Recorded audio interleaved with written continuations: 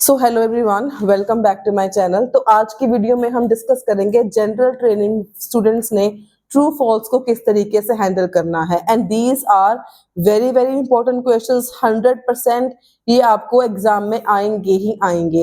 At least 7 तो questions ये आपको ट्रू फॉल्स आने ही आने हैं।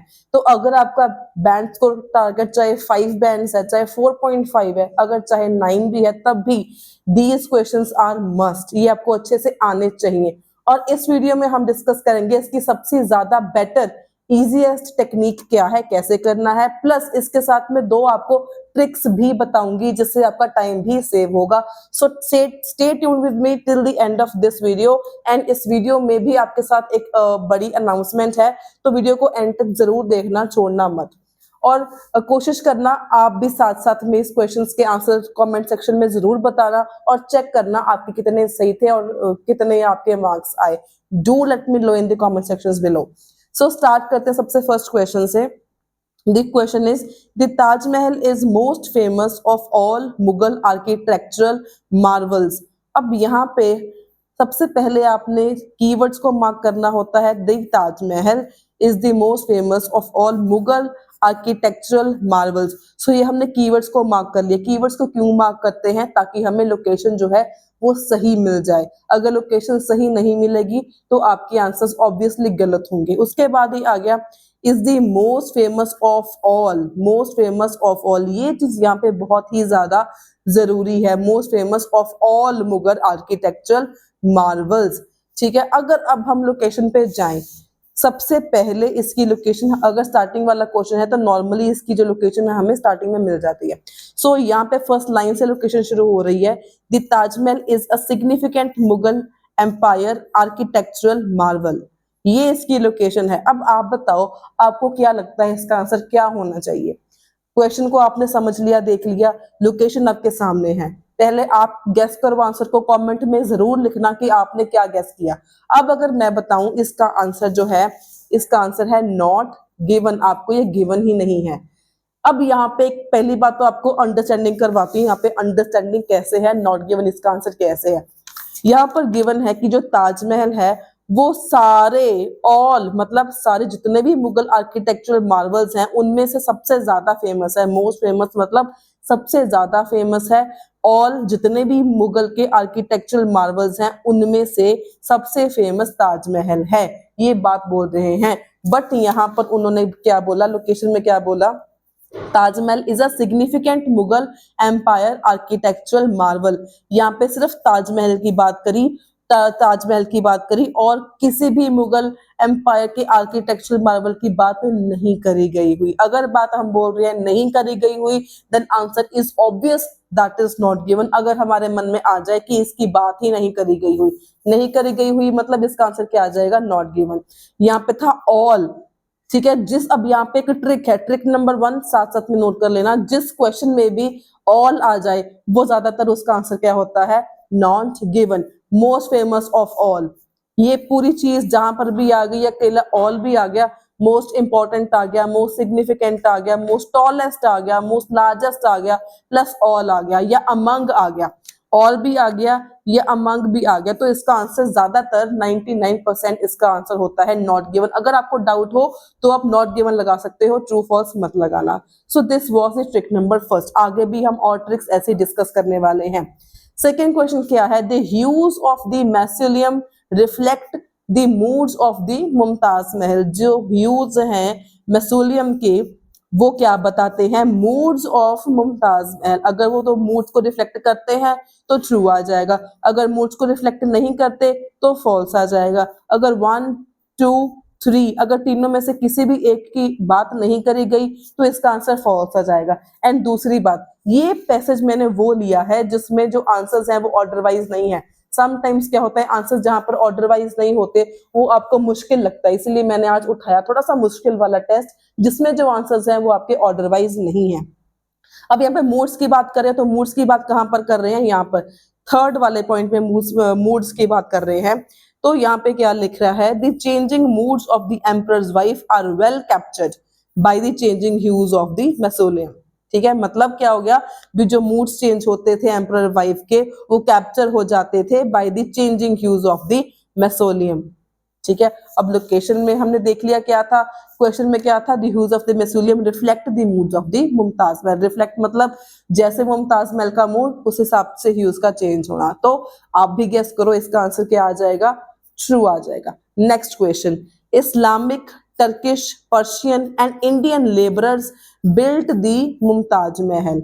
ठीक है, क्या है, Islamic, Turkish, Persian and Indian labours ने मुमताज महल को बनाया था, बिल्ट किया था। इजी है, सिंपल है। So let's move on the location. तो यहाँ पे लोकेशन क्या कहाँ पे मिल जाएगी आपको, ये है लेबरर्स। सो यहाँ पे अगर हम रीड करें, the Taj Mahal was built by a whooping 22,000 labourers, painters, stone cutters and embroidery artist and took 17 years to build. ये आपके सामने लोकेशन है, लोकेशन को आपने अच्छे से देख लिया है, समझ लिया है। क्वेश्चन आपके सामने है, इसका आंसर कमेंट सेक्शन में आपने बताना है। इसका आंसर आपको क्या लगता है क्या होगा, this is your homework. Moving on to next question, the Taj Mahal has 5 domes in all. In all मतलब टोटल, भी ताजमहल की टोटल 5 डोम्स है। अगर आप ये बोलो कि ऑल आ गया, आपने कहा था भी ऑल में नॉट गिवन आ जाएगा, मैंने ये नहीं कहा था। ऑल मैंने कहा था जब फेमस के साथ ऑल आ जाए या सेंटर में कहीं पे ऑल आ जाए, अमंग आ जाए, वहां पर होता है नॉट गिवन। अब इस केस में ऑल के बाद तो स्टेटमेंट ही नहीं है, मतलब ताजमहल के इन ऑल 5 डोम्स थे। अगर हम अगेन इसकी लोकेशन पर जाएं तो थर्ड के नीचे फोर्थ में देखो इसकी लोकेशन है। The most recognisable feature is the white dome. White dome है जो कि पीक पे है मेसोलियम के। Often called the onion dome, जिसको अनियन डोम बोला जाता है। उसकी जो हाइट इतनी मीटर्स है and is surrounded by 4 others dome. जो अनियन डोम है, व्हाइट डोम है, वो सराउंड का किससे हो रही है, 4 अदर डोम से सराउंड करी हुई है। तो इसका आंसर क्या हो जाएगा, गेस दिस आंसर। सो इसका आंसर क्या हो जाएगा, ट्रू। एक तो अनियन डोम हो गई, उसके आसपास 4 डोम्स और हैं, तो 5 टोटल डोम्स हो गई। तो इसका आंसर साफ ही क्लियरली ट्रू आ जाएगा। और पेपर में भी आपको इसी लेवल के ट्रू फॉल्स आएंगे, इतने ही, थोड़ा सा यही लेवल रहेगा। तो ट्राई करो इस वीडियो को एंड तक जरूर देखना, ताकि आपके ट्रू फॉल्स में से एक भी क्वेश्चन गलत ना हो एंड आप इजीली अपना टारगेट को अचीव कर सको। उसके बाद आ गया शाहजहां हैड 3 वाइफ्स। शाहजहां की 3 वाइफ्स थी। अब इसकी लोकेशन जो है वो स्टार्टिंग में है, यहां पर बात कर रहे हैं वाइफ की। यहाँ पे क्या है, it is a white marble mausoleum built by the Mughal emperor Shah Jahan in memory of third wife Mumtaz Mahal. Shah Jahan ने, जो मुगल एम्परर शाहजहां है, उसने ताजमहल अपनी वाइफ, थर्ड वाइफ जो कि मुमताज महल है, उसकी याद में बनाया था। थर्ड वाइफ जो थी मुमताज महल थी, उसके याद में आपने ये उसने बनाया था ताजमहल। अब आप गेस करो इसका आंसर क्या होना चाहिए, इसका आंसर आपको क्या लगता है क्या होगा, do let me in the comment sections below. ठीक है, तब अब इसका आंसर क्या हो जाएगा, नॉट गिवन, क्योंकि ये नहीं बताया हुआ कि ताजमहल, सॉरी, ये नहीं बताया गया कि शाहजहां की कितनी वाइफ्स थी। वाइफ्स का टोटल नंबर नहीं बताया, उन्होंने सिर्फ यही बोला जो मुमताज महल थी वो थर्ड वाइफ थी। ये नहीं बताया कितनी वाइफ्स थी, ये नहीं बताया, तो मतलब नॉट गिवन आ गया। उसके बाद Shah Jahan also build a black Taj Mahal. Shah Jahan ने एक ब्लैक ताजमहल भी बनाया। तो यहाँ पे कीवर्ड हो गया आपका ब्लैक ताजमहल। तो ब्लैक ताजमहल आपको इजीली यहाँ पे ये रहा पॉइंट नंबर 2 में, सेकंड पॉइंट मिल गया आपको ये ब्लैक मार्बल। तो अगर हम इसको रीड करें, legend has it that Emperor Shahjahan intended to build another Taj Mahal in black marble। मतलब शाहजहां चाहता था कि एक और बनाए ताजमहल ब्लैक कलर में। Across the river, but a war with his sons interrupted these plans। but उनकी sons के साथ, उसके बच्चों के साथ उसकी वॉर के कारण उसके सारे प्लान्स इंटरप्ट हो गए। ये लोकेशन है, क्वेश्चन भी आपने देख लिया है। नाउ ये again this is your homework. मेरे को कमेंट सेक्शन में जरूर बताने हैं इसके आपने आंसर्स, ताकि मुझे पता चले आपको कितना समझ में आ रहा है। उसके बाद last question, the Taj Mahal combines architectural styles from all across the world. Architectural styles from all across the world, यहाँ पे आ गया। अब आप बोलोगे अगेन मैम आप इसका आंसर तो नॉट गिवन ही है पक्का, क्योंकि सेंटर में आपका ऑल आ गया। लेकिन यहाँ पर क्या था, मैंने कहा था फेमस के साथ, सिग्निफिकेंट के साथ, बिगेस्ट के साथ अगर ऑल हो तो होता है इसका आंसर नॉट गिवन। अगर अब इसकी हम लोकेशन देखें, इसकी लोकेशन फर्स्ट पैराग्राफ में है। यहाँ पर क्या लिख रहे हैं, as if to showcase the expense of the Mughal emperor. It combines architectural from all the corners of empire. यहाँ पे क्या है, all the corners of empire है, all across world नहीं है, all across the empire है, right? तो इसका आंसर क्या आ जाना है, false, right? इसका आंसर क्या आ जाएगा, फॉल्स, क्योंकि यहाँ पर क्या था, ऑल अक्रॉस द वर्ल्ड था, लोकेशन में क्या था, ऑल अक्रॉस द एम्पायर, तो वर्ल्ड की जगह क्या था, एम्पायर था, तो इसलिए इसका आंसर क्या आ जाना है, फॉल्स इसका आंसर आ जाएगा। तो ये था फर्स्ट पार्ट। अब इसके बाद एक छोटी सी अनाउंसमेंट है आपके लिए, अगर आपके पास आइल्स रीडिंग जनरल ट्रेनिंग का मटेरियल नहीं है, I am giving it for free, जिसमें मेरे पास अप्रोक्सीमेटली 35 रीडिंग्स हैं with their answers. I think 55 readings. I have 55 readings and that I am giving totally free of cost, only if you will subscribe this channel and share it to your friends or in your study circles or in your study groups.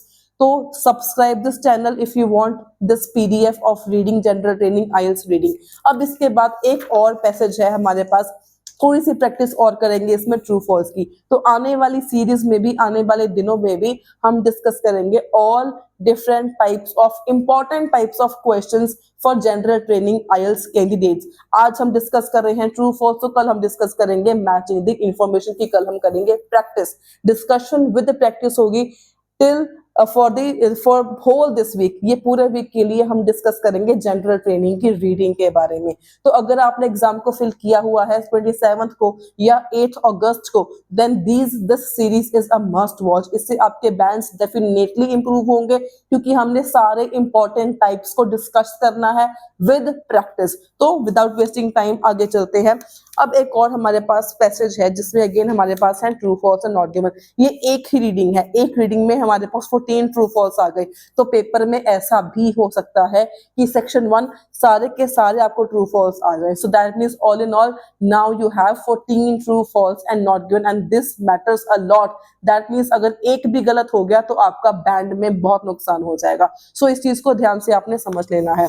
तो इसमें भी आपको 2-3 questions आपको करने पड़ेंगे। अगर आपने first वाला पार्ट देखा तो डेफिनेटली इसके आंसर्स आप इजीली कर पाओगे। सो फर्स्ट क्वेश्चन, अगेन इसमें भी क्या है, थोड़ा सा हमारे पास जो है इन ऑर्डर में नहीं है इसके भी, तो मैंने ये जानबूझ के उठाया आज भी जिसके आंसर्स इन ऑर्डर में नहीं है। तो यहाँ पे फर्स्ट है, parents wishing to watch their 10-year-old children during recreational swim are not required to pay the adult admission fees. सबसे पहले तो कीवर्ड्स मार्क करने होते हैं। कीवर्ड यहाँ पे क्या आ गया, 10-year-old चिल्ड्रन आ गया, उसके बाद अडल्ट एडमिशन फीस आ गया। इन वर्ड्स से आपको इजीली लोकेशन मिल जाएगी। तो उसके बाद हमने सर्कल करने होते हैं वर्ब्स को, जैसे यहाँ पर क्या है, आर नॉट रिक्वायर्ड टू पे। जो भी पेरेंट्स आ रहे हैं 10-year-old चिल्ड्रन के साथ स्विमिंग को देखने के लिए, उनको अडल्ट एडमिशन फीस देने की जरूरत नहीं है। आर नॉट रिक्वायर्ड मतलब समझना नहीं है, सिर्फ हमने ऐसे वर्ड्स को मार्क कर लेना है जिससे हमें आंसर का पता चल जाए। तो अगेन अगर हम इसकी लोकेशन को देखें, इसकी लोकेशन हमें देखनी है, अडल्ट एडमिशन फीस की बात कहाँ करेगी, यहाँ पे अडल्ट एडमिशन फीस यहाँ पर है। अगर हम इसको रीड करें, यहाँ पर क्या है, parents wishing to watch their children at that are 7 years and older, ठीक है, 7 years and older during this swim are not required to pay the adult admission fees. अब इसका आंसर क्या होगा, इसका आंसर पहले का आंसर भी आप नहीं बताना है, इसका आंसर क्या होगा।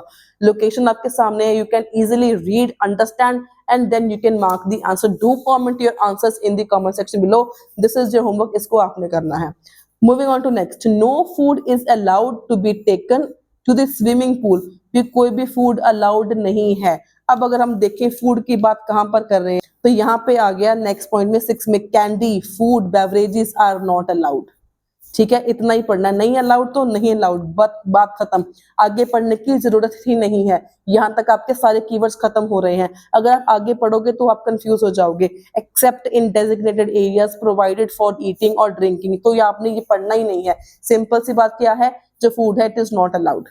और क्वेश्चन में भी क्या बोल रहे हैं, no food is allowed to be taken to the swimming pool. Swimming pool में कोई फूड अलाउड नहीं है, तो यस नहीं है, तो इसका आंसर क्या हो जाएगा, true. So moving on to next question, persons with open cuts and sores must shower before entering the pool. जिन persons को cuts हैं and sores हैं, उनको पहले शावर है लेना पड़ेगा, उस तभी उनकी एंट्री होगी इन दी पूल में। तो अगर हम लोकेशन पे जाएं, उसके नीचे हमें मिल जाएगा persons with open cuts, sores and bandages, colds, coughs और infected eyes are not permitted in the pool. Permitted ही नहीं है, उनको पूल में जाने की परमिशन ही नहीं है। यहाँ पर क्या है, persons with open cut, source and must shower before entering the pool. तो इसका आंसर क्या हो जाएगा, फॉल्स। उनको परमिशन ही नहीं है। यहाँ पे है एंटरिंग द पूल मिल जाएगी, वहां पर क्या है, परमिशन नहीं है, ये पूल में नहीं जा सकते। तो नेक्स्ट क्वेश्चन आ गया, a child who is 4 feet tall has to be accompanied by a parent or responsible person। भी a child जो 4 feet tall है, उसको अपने पेरेंट्स के साथ अकम्पनी करना पड़ेगा। तो अगर हम लोकेशन पे जाएं, इसकी लोकेशन अब आ जाएगी थर्ड वाले पैराग्राफ में। यहाँ पर क्या है, चिल्ड्रन अंडर 7 years ओल्ड और लेस देन 4 feet tall, जो 4 feet tall से कम है, 4 feet से जिनकी हाइट कम है, they must be accompanied by a parent. और लोकेशन में क्या था, children who is 4 feet tall, वहां पर क्या था, लेस देन, यहाँ पर क्या है, एग्जैक्टली 4 feet tall। तो इसका आंसर भी अब आपकी बारी है, आपने बताना। मैंने क्वेश्चन समझा दिया, लोकेशन बता दी, आंसर इसका आपने बताना है। नेक्स्ट आ गया, it is preferred that women wear a 2-piece swimsuit। women जो है वो 2-piece swimsuit को प्रेफर करेंगी। इसकी लोकेशन हमारे पास ये है, स्विम सूट्स। तो यहाँ पे कहीं भी विमेन की बात नहीं करी गई, विमेन की बात नहीं करी गई, तो इसका आंसर क्या आ जाएगा हमारे पास, नॉट गिवन। तो next, when you jump into the water your feet must touch the water first. अगर आप जंप करते हो तो आपके पैर पहले वाटर को टच करने चाहिए। और इसकी लोकेशन अब ढूंढे, इसकी लोकेशन यहाँ पर है, jumps are permitted feet first. यहाँ पर है, jumps are permitted feet first. भी जब आपके जंप करो, आपके पहले फीट टच होने चाहिए, फीट फर्स्ट। तो सेम टू सेम मैच कर रहा है, तो इसकी आंसर क्या हो जाएगा आपके पास, ट्रू हो जाएगा। उसके बाद आ गया, diving in 10 feet deep water is permitted. अगर आपने डाइव करना है तो 10 feet डीप वाटर में वो अलाउड है, 10 feet डीप वाटर में परमिशन आपको मिल जाएगी। अब यहाँ पे लिखा हुआ है, लोकेशन में आपके पास क्या लिखा हुआ है, diving in water less than 9 feet deep are not permitted. बाकी और भी यहाँ पे एक्टिविटीज को मेंशन है, लेकिन हमें उसकी कोई साथ कोई मतलब नहीं है। लोकेशन के साथ हमें मतलब है, कीवर्ड्स के साथ हमें मतलब है।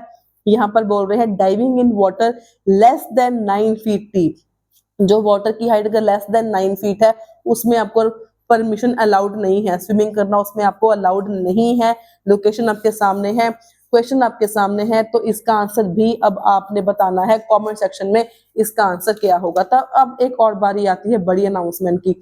आई have started a 1 month crash course for general training students. तो if you are interested then you should enrol before 20th of July। This is the last offer. अगर आप 20th जुलाई के पहले एनरोल करोगे तो जो फीस है that will be 3,999 only for all the 4 modules, जहां पर हम डिस्कस करेंगे all 4 modules daily with discussions, practice test, all the study material, sample answers of task 1, sample answers of task 2, sample answers of all the cue cards। So if you are interested, just comment me or drop a message on my WhatsApp number। तो अगर आपको इस video से कुछ सीखने को मिला हो, do like this video, share it with your friends and don't forget to subscribe this channel for more daily informative videos on IELTS। Until then, stay happy, stay healthy and all the very best for your IELTS preparation।